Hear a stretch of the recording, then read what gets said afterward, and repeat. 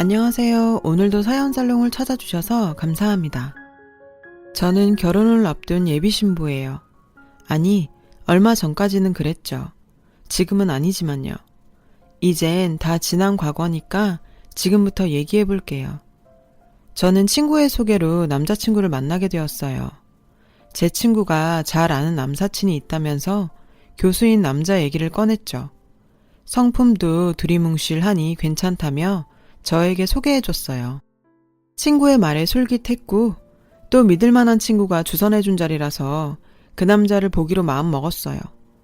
처음 본 그 남자의 인상은 선하면서도 사람이 참 좋아 보였어요. 얘기해보니까 성격도 무난했고 제 얘기를 경청해주며 공감해주는 마음씨 따뜻한 사람이더라고요.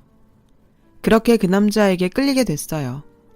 그리고 그도 마찬가지로 제가 마음에 들었는지 연락처를 물어보았고 그 남자와 연인관계로 진전이 되었죠. 저희는 보통의 연인들과 같이 영화를 보면서 데이트를 하기도 했고 남산에 들러 사랑을 약속하는 자물쇠를 걸며 서로의 마음을 확인하기도 했어요.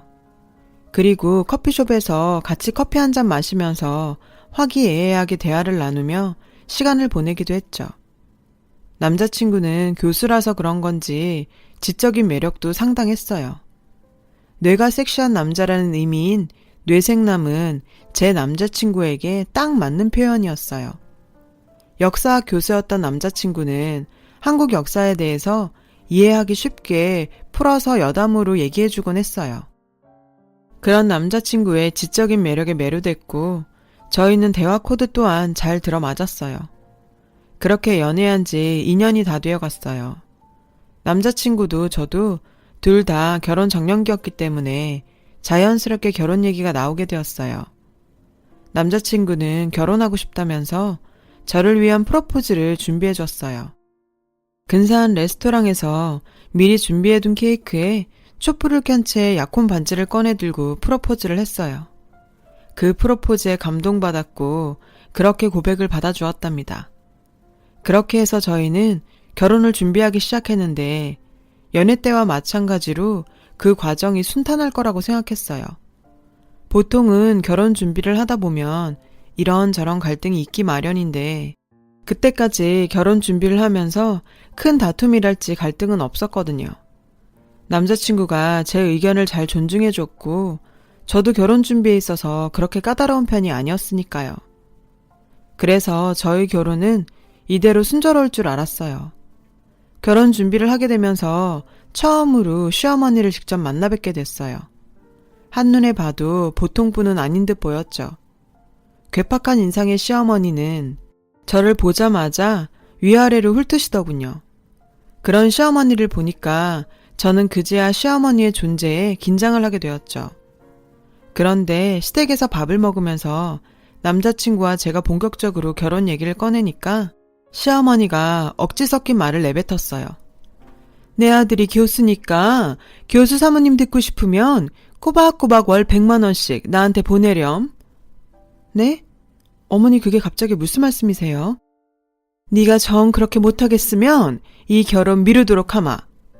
어머니 그래도 매달 100만 원씩이나 드리는 건 저한테 무리인걸요. 100만 원씩이라니? 내 아들이 교수인데 교수 신랑감을 두고서도 고작 100만 원이 무리라고? 네 어머니, 교수라고 해도 저희가 한 달에 버는 돈이 있는데 아무래도 100만 원까지는 무리일 것 같아요. 나는 우리 아들만한 신랑감 없다고 생각하니까 네가 잘 생각해보고 결정해라. 저는 시어머니의 무례하고 당황스러운 요구에 기가 찼어요. 아무리 아들이 교수라고 하지만 터무니없는 액수를, 그것도 매달 요구하는 건 아니지 싶었거든요.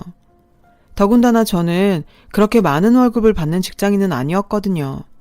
그래서 일단 이 문제는 나중에 남자친구와 깊이 상의하자 생각해서 그렇게 넘어가기로 했죠. 그런데 시어머니의 과도한 요구사항은 여기서 끝이 아니었어요. 시어머니는 뻔뻔하게도 예단과 예물에 대해서도 으름장을 놓듯이 언급하기 시작했거든요.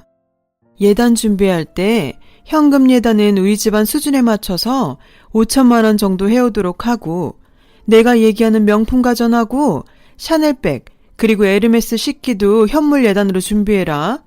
너희 예물도 단단히 큰맘 먹고 준비해야 해. 우리 아들 체면 생각해서 시계는 오메가 정도는 되어야 하지 않겠니?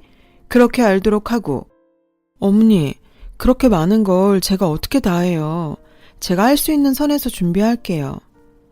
아, 순 떨어져 서원. 그 할 수 있는 선이 얼만데? 어머니께서 생각하시는 정도까지는 어려운 거 잘 아시잖아요. 어느 정도인지도 말하기 민망한 수준인가 보네. 시어머니의 얼토당토 안 한 요구에 어이가 없었어요. 게다가 저에 대해서 수준을 운운해가면서 대놓고 무시를 하니까 기분이 많이 상했어요. 솔직히 남자친구가 교수이긴 하지만 번듯한 신혼집을 마련할 정도는 아니었거든요. 그래서 전 시어머니가 콧대 높게 구는 게 참, 시어머니는 뭐가 그리 잘났다는 건지 아들이 교수라는 점 하나만 믿고서 저렇게 위풍당당하게 큰 소리를 치는데 정말 화가 났죠. 그래도 불행 중 다행으로 남자친구가 속상한 제 입장을 이해해 주면서 시어머니 말은 한 귀로 듣고 한 귀로 흘리자고 저를 잘 다독여줬어요. 자기 어머니를 결혼 전까지 잘 설득해 보겠다고요. 남자친구의 말에 일단 화를 꾹꾹 눌러 담고서 알겠다고 했죠. 그렇게 시어머니와의 강렬했던 첫 만남이 끝났고 저희는 상견례 날을 잡게 되었어요. 그렇게 상견례 날이 다가왔고 저는 부모님과 함께 상견례를 하기로 한 한식당으로 향했어요. 저희 가족들이 도착할 때쯤 때마침 남자친구의 가족들도 다 같이 도착했더라고요. 그런데 시어머니가 저희가 타고 온 벤츠를 보고서는 순간 당황한 듯 하더니 이내 화색이 돼서는 입이 귀에 걸린 채 저희를 깍듯이 반기지 뭐예요. 아휴, 좋은 차 타고 오셨네요. 저희도 방금 도착했어요. 네, 식당 안으로 어서 들어가시죠. 저희 식구들이 외제차에서 내리는 걸 보고 시어머니가 전과는 180도 다른 태도로 반기시니까 저는 왠지 찜찜한 게 불안해졌어요. 상견례 자리에서 저희 둘 다 나이도 있고 하니 결혼식 날을 서둘러서 잡자는 말이 나올 때였어요. 시어머니가 갑자기 반대를 하시면서 잘 나가던 분위기에 찬물을 끼얹었죠. 얘네들 결혼하는 날짜는 서두르지 맙시다. 우리 부부 결혼기념일이 이맘때라 그러니까 얘들 결혼날은 내년 이후에나 날짜를 정하도록 합시다. 그래도 올해 안에는 결혼을 치르는 게 좋지 않을까요? 애들 나이도 있고 하니까요. 저희 엄마가 말씀하셨어요. 그러자 시어머니는 선심 쓰듯 말했어요. 정 그렇다면 올해 말에 결혼식 날짜를 잡는 걸로 하죠. 시어머니의 단호한 말에 저희 가족은 심기가 좀 불편했지만 그래도 어느 정도 이해할 수 있는 부분이라고 생각하고 이해하기로 했습니다. 그런데 시어머니가 뭔가 더 할 말이 있다는 듯 검은 속내를 드러내는 말을 꺼내기 시작했어요. 그런데 서둘러서 하는 결혼이면 어차피 결혼한 셈 쳐도 무방하겠죠? 그러니 이제부터 내 며느리가 됐다 생각하는 편이 차라리 마음이 편하겠네요. 네? 아, 그렇게 예쁘게 봐주신다면 좋죠. 저희 엄마는 약간 찜찜한 표정으로 분위기를 맞추려 대답했어요. 그러면 며느리가 된 거나 마찬가지니까 지금부터 내가 전에 얘기했던 100만 원을 매달 붙이면 되겠네요. 네? 맙소사, 기가 막혀서 말도 안 나왔어요. 시어머니는 착각에 빠져도 단단히 빠진 모양이었죠. 아직 결혼식조차 치르지 않은 저한테 시어머니는 선을 넘고 말았어요. 저는 아직 100만 원을 드리는 문제에 대해 확답을 하지 않은 상태였는데도 마치 확정된 것처럼 그렇게 떼쓰듯 한다는 게 이해가 가질 않았어요. 시어머니는 벤츠를 타고 온 저희 가족을 보고서 대단한 환상에 사로잡힌 듯 했어요. 시어머니의 뜬금없는 선포에 저희 부모님은 황당한 듯이 저에게 물으셨어요. 시어머니께 매달 100만 원씩 붙이라니 그게 무슨 소리니? 엄마, 아빠, 어머니께서 그런 요구를 하신 적은 있지만 저는 동의한 적 없어요. 시어머니는 저와 부모님의 대화를 들어보니 저한테서 돈 받을 가망이 별로 없다고 여겼는지 다시 저희 집안에 대해 깔보듯이 말했어요. 거참, 차만 번지르르 해가지고서는 별 볼 일 없는 집안인 모양이네. 이래서 겉멋만 들은 집안하고는 결혼해선 안 돼. 내 아들이 교수라고 교수. 교수 아내가 될 처지면 그에 걸맞게 시어머니도 대접해줘야지 맞는 거 아닌가? 그런 시어머니의 태도에 남자친구는 당황했는지 자기 어머니를 말리려고 했지만 별 소용이 없었어요. 저는 그 모습에 시어머니께 딱 잘라 말했어요. 어머니, 그렇게 말 한마디로 남의 집안을 함부로 평가하지 마세요. 저희 집 충분히 먹고 살 만큼 살거든요. 그리고 아들이 교수면 뭐요? 그러는 어머니는 뭐가 그리 대단하신데요. 제가 설령 어머님께 돈을 드린다고 해도 어머님이 과연 고마움을 아실까요? 모르긴 해도 아마 아닐걸요? 한두 번 들어드렸다가 그때가 되면 또 다른 요구만 하실 것 같은데요? 아닌가요? 그래? 그러면 이 결혼에 대해서 일단 미루도록 하자. 어차피 성에 안 차는 며느리였으니까 그렇게 하는 편이 차라리 마음 편하겠어. 시어머니의 막말에 보다 못한 저희 엄마가 한마디 하셨어요. 결혼을 미루자뇨. 잘못은 그쪽에 놓고서 내 딸한테 그게 할 소리입니까? 저희도 그쪽 못 믿어온 사이 때문에 마음이 편치가 않네요. 용서를 구해도 모자랄 판에 참 뻔뻔하네요. 그러자 적반하장이라고 시어머니는 한술 더 떠 화를 내더군요. 내가 한 말이 뭐가 그리 대수라고 이렇게 유나는? 참, 시어머니 용돈 하나 제대로 못 갖다 바칠 처지인 주제에. 하여튼 이 집안은 외제차 타는 허영씨만 가득 찼네. 저희가 외제차를 타든 뭘 타든 왜 비꼬세요? 당신이 뭐 보태준 거 있어요? 도저히 말이 통하지가 않네요. 저희는 이만 가보렵니다. 저희 부모님은 시어머니와는 더 이상 말이 통하지 않는다는 걸 직감하곤 자리에서 일어나셨어요. 네, 그러시던지요. 어차피 넣을 돈도 없는 집안이라 우리 아들 결혼시킬 생각은 추워도 없습니다. 시어머니와 저희 엄마의 극에 달한 감정에 남자친구는 어쩔 줄을 몰라 하면서 쩔쩔매더라고요. 그 모습이 안 되긴 했지만 저나 저희 가족들 모두 무척 화가 난 상태였기에 자리를 박차고 그대로 나와버렸어요. 이러다간 결혼이 미뤄지거나 심지어 취소도 될 수 있다는 걸 알고 있지만 결혼이고 뭐고 이 상황은 정말 아닌 것 같아서 상견례 자리를 박차고 나온 거죠. 남자친구는 이 상황에 당황했는지 여러모로 시어머니를 설득할 시간과 생각할 시간이 필요해 보였어요. 아니나 다를까 저한테 시간을 좀 더 달라고 하더군요. 결국 우리 결혼을 미룰 수밖에 없었어요. 그렇게 생각할 시간을 가진 지도 2달이 지났는데도 남자친구한테는 연락이 없었어요. 저는 그동안 남친과의 행복했던 추억들이 떠올라 괴로운데 말이죠. 그렇게 남자친구를 못 잊어 힘겨워할 때쯤에 남자친구한테서 장문의 문자 한 통이 왔어요. 내가 100번 1000번 잘못했어. 엄마한테는 더 이상 돈 문제로 힘들게 안 하기로 하고 내가 대신 약속 받았어. 그러니까 제발 우리 미뤘던 결혼 다시 한 번만 더 생각해 줄 수 없을까? 난 아직 널 못 잊어서 그래. 내 마음속에 사랑하는 여자는 너 하나뿐이니까. 일단 만나서 얘기라도 하자 제발. 남자친구의 문자 메시지에 마음이 흔들렸어요. 그래서 우선 남자친구를 만나보고서 시어머니 문제가 어떻게 정리되었는지를 들어보기로 했죠. 결정은 그 다음에 하고요. 그렇게 약속한 커피숍으로 남자친구를 만나러 나갔어요. 오랜만에 본 남자친구의 안색은 그리 밝아 보이지 않았어요. 아마 그동안 시어머니의 등살에 남친이 소갈이 하면서도 어렵게 결혼 문제를 밀어붙인 모양이었어요.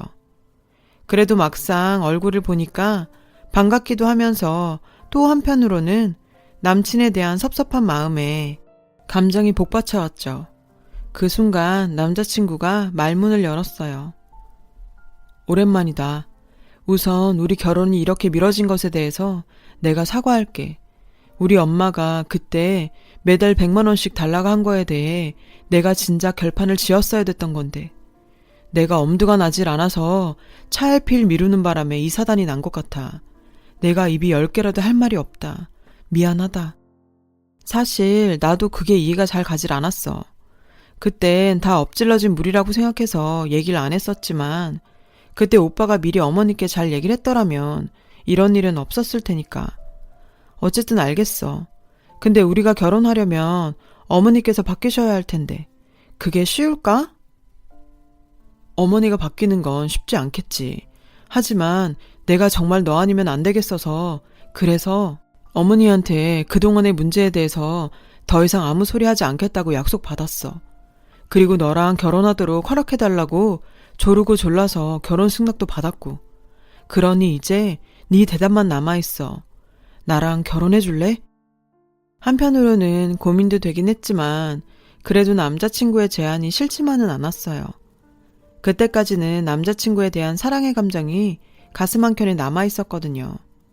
그래도 저에겐 시어머니에 대한 트라우마가 남아있던 터라 신중해야만 했죠. 그래서 일단 남자친구의 말에 알겠다고 했습니다. 그렇게 약속하기로 약속은 했다지만 한 번 어긋난 결혼, 2번 어그러지지 말라는 법은 없잖아요. 결혼하기 전까지 걱정하지 않을 수 없었어요. 커다란 고비를 한 번 맞은 뒤라 그런지 이후로는 순탄하게 결혼 준비를 할 수가 있었어요. 다행히도 어렵게 다시 잡은 상견례 자리에서 양가 모두의 협의하에 그해 초여름쯤에 결혼식을 치르기로 날짜를 정했거든요. 그리고 무엇보다 그간의 돈 문제에 대해서 시어머니가 별말 없이 넘어갔다는 게 큰 발전이라면 발전이었죠. 비록 시어머니가 약간은 투덜거리시긴 했지만요. 뭐 혼잣말로 작게 중얼거리는 그런 궁시렁쯤이야 문제가 되겠어요. 신혼여행지도 정했고 예단 및 예물 또한 현실적으로 실속 있게 하면서 일사천리로 결혼 준비를 진행할 수가 있었어요. 새로운 마음가짐으로 다시 결혼 준비를 하게 되었죠. 하지만 혹시라도 시어머니가 또 어떤 꼬투리를 잡으실지 몰라 저는 늘 조마조마하긴 했어요. 행여나 또 다른 돈 문제로 힘들게 할까봐 걱정이 됐거든요. 그래도 여기까지 온 이상 이 결혼을 깨고 싶지는 않았어요. 왜냐하면 같은 남자하고 파혼까지 갔다가 다시 결혼을 하게 된 걸 보면 저는 이 남자와 헤어지면 후회하면서 살 것만 같았거든요. 그렇게 바짝 긴장을 한 채로 결혼 준비를 하긴 했어요.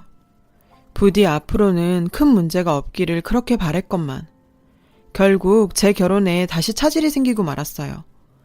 바로 결혼식 전날이었죠. 시어머니한테 전화가 왔어요. 내가 지금껏 내 아들 생각해서 여기까지는 참았는데 결혼하면 넌 그때부터 내 며느리 노릇 제대로 해야 할 거다. 네? 갑자기 그게 무슨 얘기시죠? 이 집안 며느리가 되려면 너는 적어도 내 수준에 맞는 며느리가 되어야 한다는 말이야. 그런데 결혼식 날 입을 옷 사라고 네가 보낸 돈이 나 참 기가 막혀서 이게 옷 사 입을 돈이니 푼돈이지. 내가 계좌번호 알려줄 테니까 당장 1,000 더 이체하도록 해라. 어머니, 이미 어머님과 아버님 정장값으로 300만 원을 보내드렸는데 1,000만 원을 더 보내라고요? 저한테 더 이상 돈 문제로 이러지 않기로 약속하셨잖아요. 하참, 내가 예전 문제 얘기하는 게 아니잖아. 지금 당장 정장값을 얘기하는 건데 우리가 언제 그거에 대해서 언급한 적 있었니? 암튼 내가 계좌번호 문자로 보낼 테니까 그리로 바로 보내. 저도 더 이상은 참을 수가 없었어요. 다른 날도 아니고 결혼식 전날에 이런 말도 안 되는 짓을 하다니. 이젠 결혼이고 뭐고 다 필요 없다는 생각뿐이었어요. 그래서 어머니, 전 그렇게는 못하겠어요. 툭하면 돈 문제로 저희 결혼에 제동을 거시는데 참는데도 한계가 있는 거예요. 어쩜 매번 이렇게 사람 피를 말리세요. 뭐라고? 피를 말려? 아이고, 그래. 그렇게 못하겠다 이거지? 이런 식으로 나오면 나도 안 되겠다. 니들 파혼해라, 파혼해. 툭하면 파혼을 강요하는 시어머니 행동을 더 이상은 참을 수가 없었어요. 게다가 저는 아무리 생각해도 이건 아니라고 생각했으니까요. 그래서 남자친구한테 전화해서 방금 전 있었던 일을 모두 얘기했어요. 제 얘기를 들은 남자친구는 놀라더군요. 자신의 어머니가 그런 행동까지 할 줄은 미처 몰랐던 모양이었어요. 근데 말야, 이게 다 우리 엄마만의 문제일까? 남자친구는 저한테 오히려 지쳤다더군요. 결혼 전날인데 시어머니를 이해하고 잘 달래줄 수는 없는 거냐고 화를 내더군요. 그러더니 앞으로 계속 이렇게 시어머니랑 불협화음을 내면서 자기 주장만 펼칠 거면 그냥 이대로 파혼을 하자고 말이죠. 생각지도 않았던 남자친구의 적반하장식의 발언에 저는 너무 기가 찼어요. 잘못은 자기 엄마가 있는데 중재는 못할 망정 오히려 결혼 전날 파혼을 하자니 너무 기가 막혔어요. 아나무인인 시어머니와 그걸 막을 힘도 없는 남친한테 이미 상처를 받을 대로 받은 저는 남자친구의 파혼 통보에 달리 방법이 없다고 생각했어요. 그렇잖아요. 제가 자기 엄마한테 피해를 당한 상황에 오히려 남자친구는 자신이 중간에 껴서 피곤하니까 되려 제 탓하면서 파혼 쪽으로 가닥을 잡는 거잖아요. 정말 뻔뻔하게도 말이죠. 믿었던 남자친구한테 받은 배신감에 억장이 무너져 내리는 기분이었어요. 남친에 대한 신뢰감마저 깨지고 나니까 이런 결혼을 하지 않는 게 차라리 최선의 선택이라는 생각마저 들게 됐죠. 그런데 그냥 둘 수만은 없겠더라고요. 그간 결혼 준비 과정에 들어간 돈이며 정신적 피해까지 어마어마했으니까요. 그래서 그냥은 넘어갈 수 없다고 판단했어요. 생각만 해도 이가 갈려서요. 시어머니야 원래 그런 사람이었다 하지만 제 편인 줄 알았던 남자친구의 외면과 배신에 전 정말 깊은 상처를 받았거든요. 다른 사람도 아닌 남자친구한테 파혼을 당했다는 사실에 전 고통스러웠고 그런 나날이 이어지다 보니 정신적으로 피폐해져만 갔어요. 그런 놈과 깨진 건 차라리 잘된 일이라고 수천 번 마음을 잡으려고 노력해봤지만 얼마 안 가 배신감에 치가 떨려서 또다시 분노에 휩싸이기를 반복했죠. 저에게는 그 파혼 사건을 잊어버리는 게 마음처럼 쉽게 되지 않았어요. 그런 저의 모습을 보다 못한 부모님은 가슴이 아팠는지 저에게 그만 잊으라고 충고를 해주셨어요. 그런 못난 남자랑 그 엄마 때문에 내 딸이 끌려다니면서 망가지는 꼴은 더 이상 못 보겠다. 이제 그만 생각하고 잊어버려라. 내 딸 속만 골물라. 엄마, 아빠, 나 파혼 나온 것만 생각하면 너무 힘들어. 너무 억울해서 미칠 것만 같아. 그러니까 그들에 대한 나쁜 기억들은 다 지워버리는 게 나을 거야. 그 시어머니는 그렇게 돈 타령만 하면서 사는데 그따위로 살다 보면 언젠가 둘 다 천벌 받을 거다. 순간 엄마의 말에 번뜩했어요. 천벌? 그래, 남자친구랑 그 어머니는 천벌을 받아야만 마땅하지. 그렇다면 그들에게 합당한 응징을 해줘야겠어. 부모님과 얘기하는 과정에서 남자친구와 시어머니가 벌을 받도록 복수하고 싶다는 마음을 먹게 되었어요. 그래서 그들에게 법적으로 책임을 묻는 방법이 있는지를 알아보게 되었죠. 나쁜 인간들한테 하늘이 벌을 주지 않는다면 당한 사람이라도 벌을 줘야 하는 거 아니겠어요?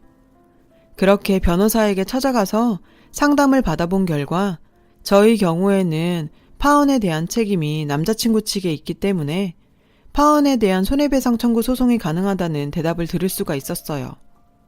소송이 가능하다는 말을 듣자 저는 마음이 한결 홀가분해졌어요. 남자친구와 시어머니를 상대로 파혼에 대한 손해배상 청구 소송을 진행하기로 했죠. 시어머니가 첫 상견례 자리에서 정당한 이유 없이 혼인의 시기를 미루고 거절한 점과 남자친구도 차일피일 결혼을 미루고 거절한 점이 결정적 사유가 됐어요. 시어머니와 함께 남자친구가 덩달아서 결혼을 미뤘었고 또 파혼도 그쪽에서 먼저 말했기 때문에 파혼에 대한 피해에 대해서 소송을 걸 수가 있게 된 거죠. 그동안의 일에 대해서 문자를 주고받은 사실들을 근거로 저는 소송에 대한 증거자료를 제출했어요. 그러자 남자친구와 시어머니는 발등에 불 떨어진 사람들처럼 난리더군요. 남자친구와 시어머니가 번갈아 가며 전화해서 소송을 취하해달라고 싹싹 빌었어요. 어림도 없죠. 그간 저와 제 부모님이 당한 수모가 얼마인데. 그래서 택도 없는 소리 말라고 한마디 해줬죠. 그리고 얼마 뒤 저는 파혼으로 인한 피해 보상을 받을 수가 있었어요. 만족할 만한 액수는 아니었지만 그래도 그쪽 집엔 큰 타격이 될 액수였죠. 악몽 같은 파혼의 굴레에서 벗어난 저는 이제 두 다리 뻗고 편안하게 잘 지내고 있어요. 상처받은 기억은 시간이 좀 더 필요하겠지만요. 그래도 저는 현재의 제 삶에 만족하면서 나름 편안하게 즐기고 있답니다. 가족들과 함께 낚시터에서 여유롭게 주말을 보내기도 하고 밤에 가족들과 공원에 산책을 나가기도 하고요. 상쾌한 저녁 공기도 마시며 다 함께 수다를 떨기도 하죠. 집에 와서 야식거리로 라면에 파 송송 썰고 계란 풀어서 뚝딱 만들어 먹노라면 이게 사람 사는 거죠. 저한테 이만한 힐링 라이프가 또 있을까 싶네요. 지나간 인연에 대한 미련은 물 흐르듯 떠내려 보내는 게 결국에는 보다 나은 선택이라고 생각합니다. 과거는 과거일 뿐이니까요. 시간이 약이란 말이 결론적으로는 맞을 거라고 생각하거든요. 지금까지 제 사연을 들어주셔서 감사해요. 오늘 하루 편안하고 힐링되는 시간 보내시길 바래요. 여러분, 사연 댓글에 응원과 현명한 조언 부탁드려요. 좋아요와 구독은 저에게 큰 힘이 됩니다. 오늘도 좋은 일 가득하세요.